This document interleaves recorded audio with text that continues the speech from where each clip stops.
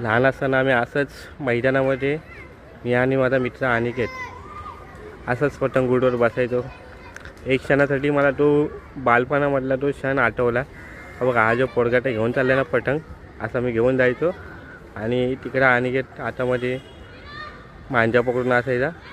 आता हा थोड्या सेकंदामध्ये बघा आता पतंग उंच उडवेल. म्हणजे ही स्ट्रॅटेजी होती की जेणेकरून पतंग लांब जावी आणि उंच जावी.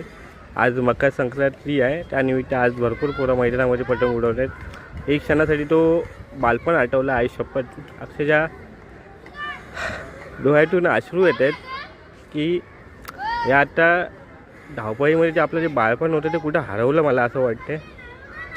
आता सोशल मीडिया, मोबाईल बघा याने आता उडवली पतंग.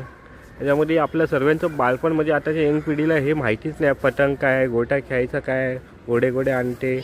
तर कुठे ना कुठे हे वापस मला वाटतं गोष्टी वापस आपण आपल्या पिढीने जरा आता म्हणजे सणासुदीला तरी त्या गोष्टी केल्या पाहिजेत.